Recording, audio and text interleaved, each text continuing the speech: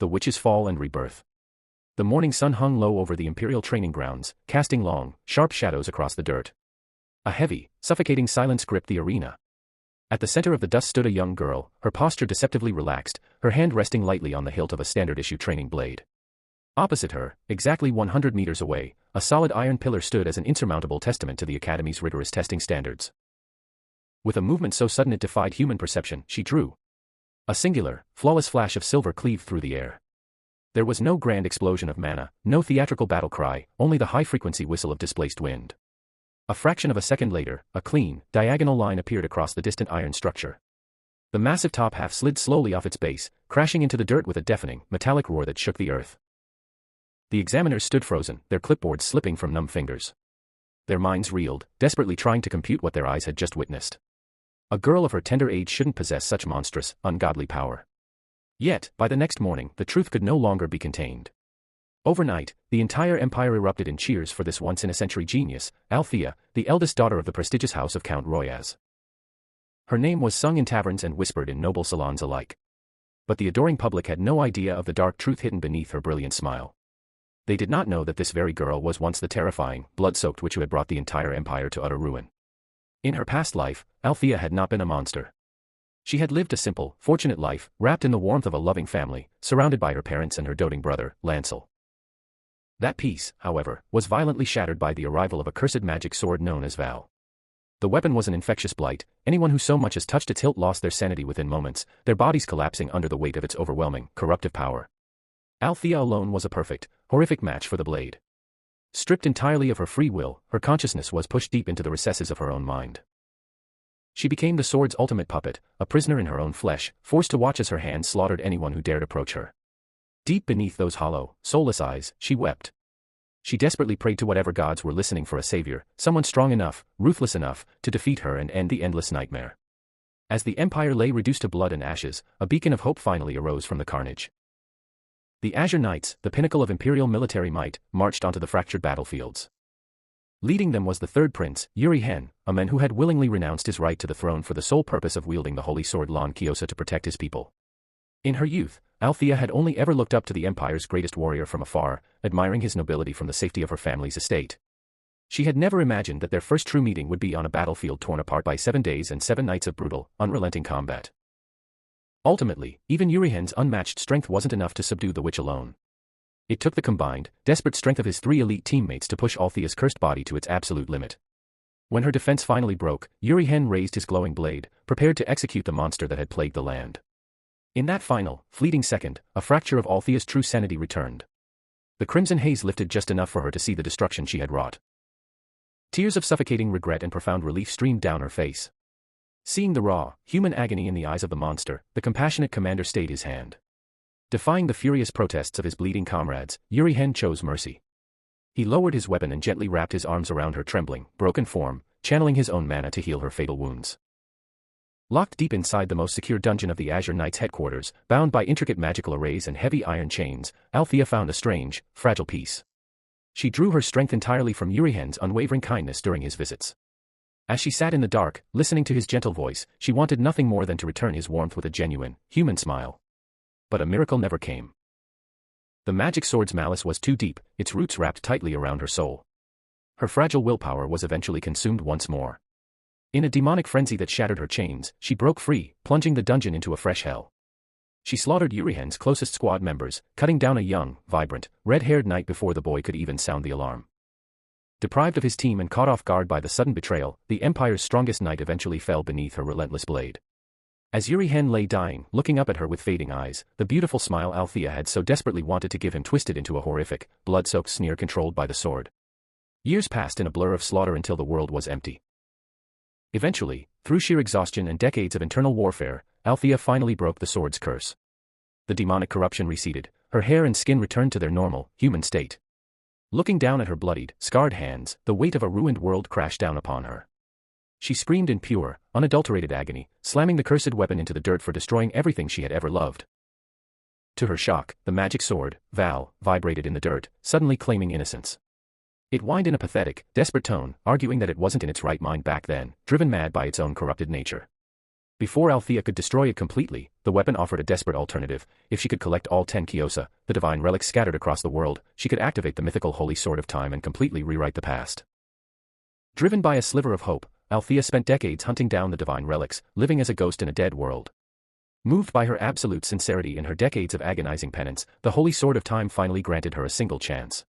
A blinding, warm white light engulfed her vision. When she opened her eyes, the smell of blood and ash was gone. She was sitting in her childhood bedroom, completely unharmed, wearing her old, comfortable pajamas. The realization hit her like a thunderbolt. Rushing downstairs, her bare feet pounding against the wooden floorboards, she threw her arms around her bewildered younger brother, Lancel. She sobbed uncontrollably into his shoulder, feeling his steady heartbeat as years of grief, loneliness, and suffocating longing dissolved in an instant. She was back. She had a second chance. The hidden mark and the academy rival. As the initial euphoria of her return began to settle, Althea's sharp mind locked into analytical mode. She remembered vividly that the nightmare of her past life had begun right here in the estate, when her personal maid was possessed by the smuggled magic sword and attacked her. Determined to cut the weed out by its roots, Althea sneaked into the storage room and investigated the specific luxury bag where the sword had originally been smuggled into the Count's estate. The bag was empty. Yet, before she could breathe a sigh of relief, the distinct, chilly aura of Val suddenly vibrated directly within the palm of her right hand. She retreated to her room, sharply interrogating the unseen weapon manifesting in her mind. But before Val could fully explain its presence, a gentle knock on the door interrupted them. Her maid's voice echoed through the wood, announcing that it was time for breakfast. For a girl who had been known in her youth for sleeping in past noon, sitting down for a normal, peaceful family breakfast was nothing short of a miracle, a mundane luxury she had waited over a decade to experience. As she sat at the table, listening to her father enthusiastically discuss their relative Nicole's upcoming return from the prestigious magic tower, Althea had to fight back tears of profound guilt. Sensing her distress, her worried mother reached over to touch her hand. Althea forced a reassuring smile, quietly lying that it was just the lingering remnants of a bad dream. That night, ensuring her family was fast asleep, Althea sat cross-legged on her bed. Utilizing the advanced, high-level cultivation memories of her past life, she successfully forged a mana core inside her body. It was a staggering feat, a biological advancement normally reserved only for veteran, Grandmaster-level swordsmen who had spent half a century mastering their breath. With her core established, she summoned Val into physical form. The dark blade materialized, but before it could speak, Althea aggressively channeled her newly formed, condensed mana directly into the steel. The weapon shrieked in mental pain, its dark aura flickering wildly as it begged for mercy. Through its whimpers, Val explained the mechanics of her regression. Because Val was a Kyosa, a divine relic, it had permanently engraved itself upon her very soul. Therefore, when her soul traveled back in time, her memories remained perfectly intact alongside the blade. Val noted, with a hint of dark pragmatism, that without its presence, she would have reincarnated as an oblivious noble lady, utterly doomed to be corrupted all over again by the sword's inevitable arrival in this era. This revelation, however, triggered a terrifying realization in Althea's mind. If her Kyosa retained its past life consciousness and memories, then the other Kyosa bound to the heroes of the Empire, Yurihen, Vice Commander Balon, Teresa, and Dietrich, might also remember the horrific details of the past timeline. If she wanted to live a normal, peaceful life and protect her family from execution, she had to seal Val deep within the secure, magically insulated vault located at the absolute center of the Azure Knights' headquarters. And the only way for a noble daughter to gain access to that restricted vault was to enlist in the academy, rise through the ranks, and become an official knight. To conceal the dangerous sword's crest burned into her palm, Althea began wearing elegant silk gloves at all times. Furthermore, she deliberately crafted a carefully calculated persona for her upcoming academy days. She would present herself as an eccentric, highly critical, luxury-loving genius who disdained traditional armor, choosing instead to fight in high heels and extravagant formal gowns. While drawing such immense public attention was highly risky, it was a calculated distraction to keep people looking at her eccentricities rather than her true power. She even confided a controlled version of her secret to her brilliant childhood friend, Nicole, whose high-level magical background at the Magic Tower made her strong enough to guard the Count's estate against future political conspiracies while Althea was away. On her very first day arriving at the Imperial Academy, Althea's massive, mountain-like pile of luggage, stuffed to the brim with glittering jewelry, makeup kits, and lavish silk dresses, instantly drew the ire of her blunt, strictly disciplined roommate, Alice. Alice, hailing from a traditional military household, furiously argued that a real trainee knight should follow the honorable, simple, and Spartan lifestyle exemplified by elite knights like Lady Teresa, rather than dressing up like a visual eyesore on the training grounds. Unfazed by the hostility, Althea easily out-talked her, using sharp aristocratic wit to dismantle Alice's arguments about tradition. Enraged by the casual dismissal, Alice snapped, "Who on earth practices lethal swordsmanship in a formal gown?" "You're looking right at her," Althea replied smoothly, tilting her chin up with an elegant, provoking smile. To settle the domestic dispute once and for all, Althea challenged Alice to an official academy duel. The terms were simple: if Althea won, Alice would permanently stop criticizing her choice of wardrobe; if she lost, the gowns would go into storage, and she would wear the standard trainee rags. A passing third-year student representative named Lythro stepped in to oversee the formal paperwork, scheduling the match for that very afternoon. Inside Althea's pocket, Val vibrated with bloodthirsty excitement, begging to be let loose to slaughter the annoying girl, but Althea cold-bloodedly commanded the weapon to shut up.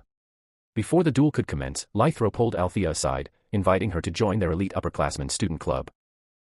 He explained the harsh reality of the institution: the academy had no formal, rigid classes. A student's progress, their placement in ranking tournaments, and the golden chance to be chosen as a personal assistant to an official knight relied entirely on individual performance and powerful connections. To Althea's profound shock, Lythro then handed her an official parchment notice. Despite it being the literal first day of the school year, she had already been handpicked to be a personal assistant, by none other than Commander Urihan himself. Althea froze, the paper trembling slightly between her gloved fingers as her mind raced with blinding anxiety. Did Urihan remember her from the past life and want to keep his enemy close, or was this selection merely a standard response to her unnaturally high entrance exam scores? Duels, debauchery, and dangerous encounters. That afternoon, the central training grounds were packed to the brim with spectators drawn by the rumor of the eccentric noble girl fighting in a gown. When the starting bell rang, Alice raised her heavy steel blade in a pristine, traditional knight's salute, her stance flawless. Althea, by contrast, casually executed a flawless, high society ballroom bow, her silk skirts sweeping the dusty floor. The spectators openly mocked her arrogance, but the moment Alice lunged forward with a fierce, textbook thrust, the atmosphere shifted. Althea effortlessly deflected the blow with a microscopic movement of her wrist. Over the next 2 minutes, she dodged every single strike Alice threw, her high heels clicking rhythmically against the stone floor like a choreographed dance. Frustrated by what she perceived as absolute mockery, Alice overextended, pouring all her weight into a final, desperate downward slash. In a flash far too fast for the naked eye of the trainees to track, Althea's blade slipped past Alice's guard. A sharp clack echoed through the courtyard, and Alice's heavy sword went spinning wildly through the air, embedding itself deeply into the distant wooden weapon rack. Alice stood paralyzed, staring at her empty, stinging palms before gracefully dropping her head to admit defeat, utterly humbled by the absolute, unbridgeable gap in their fundamental abilities. Leaving the cheering grounds behind, Althea walked through the corridors, finalizing her internal thoughts on Lythro, who had eagerly congratulated her. In the past timeline, Lythro had successfully become an official knight, but during the witch's crisis, he had ruthlessly pushed terrified, innocent civilians directly into the path of her magic sword just to buy himself a few extra seconds to escape. Disgusted by his hidden, inherently cowardly nature, she coldly brushed past his compliments without a second glance and walked out toward the bustling Imperial City Square to clear a racing head. As she navigated the crowded market streets, a deep, distinct voice unexpectedly called her name from behind. She turned around, and her breath caught in her throat. Urihan was standing right before her, dressed in his casual commander's tunic. Panic gripped her chest like a physical vice. Had he seen through her disguise? Had he noticed her stance? But Urihan merely smiled gently, his striking blue eyes warm and completely devoid of malice. He explained that he recognized her striking, unique appearance from a royal birthday gala they had both attended the previous summer. Relieved that it was a false alarm, Althea immediately slipped into her well-rehearsed persona, acting as an innocent, slightly naive noble lady, profusely apologizing for not recognizing the illustrious commander outside of his armor. When Urihan's gaze softened, and he asked her directly why a girl of her status truly wanted to join the brutal ranks of the knights, Althea looked straight into his trusting eyes and spoke the absolute, terrifying truth: because I want to be happy. Urihan stared at her for a long moment before a genuine smile broke across his face. He unclasped his own heavy commander's cloak and gently placed it over her bare shoulders to shield her from the rising, cool evening wind. He told her softly that he would explain his true reasons for choosing her as his assistant only after they had completed an official, private sparring match on the academy grounds. Once he turned and vanished into the crowd, Althea collapsed against a nearby brick wall, a spiral of conflicting emotions tearing through her. She held his warm cloak tight against her chest, her mind convinced that he must be keeping her close to monitor her every move. When she finally returned to her dorm room later that night, a still furious Alice mistook the forgotten assistant notice lying on the floor as a deliberate, arrogant boast meant to mock her. Alice threw a loud tantrum about noble corruption before storming out of the room, slamming the door behind her. The next morning, the sky was overcast as Althea arrived at the training stables for her first official duties. Lythro was already there, and he quickly introduced her to another third-year senior named Brad, who had been assigned to oversee her basic training for the day. The very moment Lythro walked out of earshot, Brad's lazy, arrogant demeanor instantly surfaced. He leaned heavily against a wooden grooming bench, sneering at her elaborate dress. He walked over, draped a rude, heavy hand over Althea's shoulder, and demanded that she get down on her knees to massage his aching legs to properly practice serving the commander.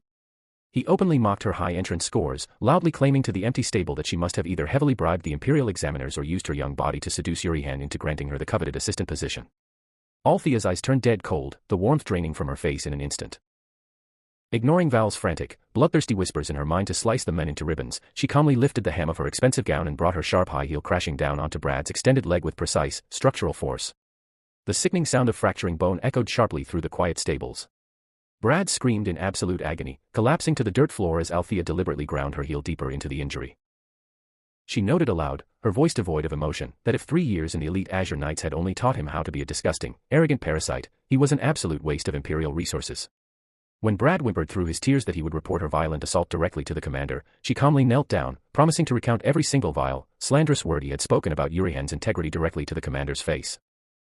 To ensure his silence, she slammed her heavy training scabbard violently against his back, knocking the wind out of him. Suddenly, a slow, deliberate voice applauded from the darkened shadows of the back stalls. A towering, heavily built third-year student named Baraha stepped forward into the dim light. He stated with a grin that he had heard the entire interaction from the beginning and would happily serve as her official witness if any disciplinary inquiries arose. Terrified of the giant senior's intervention, Brad quickly muttered a resentful, trembling apology to Althea and fled the stables as fast as his injured leg could carry him. A shadow over the future. Left alone in the stables, Althea and Baraha quickly struck up an easy, natural friendship. As they began working on the daily chores, Baraha looked at her equipment and curiously asked why a noble girl who claimed to love absolute luxury and expensive silk gowns used such cheap, scratched, and mismatched training arrows. Althea pragmatically replied without missing a beat that she simply liked to be economical where it mattered. Her sharp, practical contrast only made her more fascinating to Baraha, who chuckled and revealed that he was the personal assistant to Vice Commander Balon, the renowned master of the slaughter Kyosa. Althea felt a sudden, violent wave of internal irony wash over her. The personal assistant of the very man she had brutally and mercilessly murdered in the dungeon during her past life was now standing right in front of her, warmly offering to be her temporary training mentor. As they spoke, heavy storm clouds rolled over the sky above the academy, darkening the stable windows.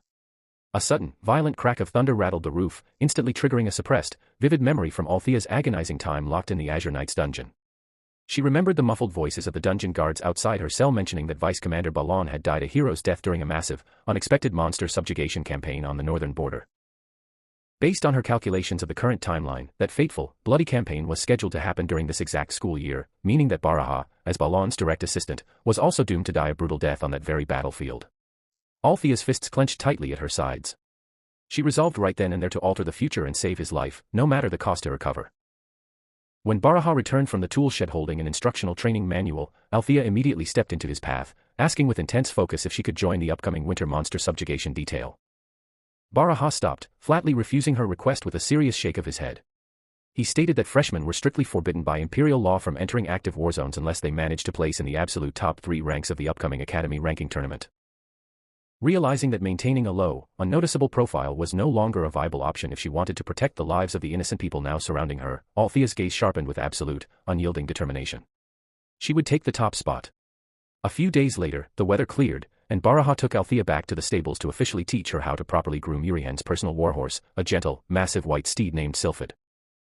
As they brushed the horse's coat, Baraha offhandedly mentioned the malicious, jealous rumors still circulating around the campus corridors claiming she had used her noble looks to secure her high position. Althea merely brushed it off as pure, unadulterated jealousy, completely unfazed when the thick dirt from the heavy grooming brush soiled the front of her expensive silk dress. Seeing her intense focus and lack of proper form, Baraha stepped in close behind her, gently guiding her small hands with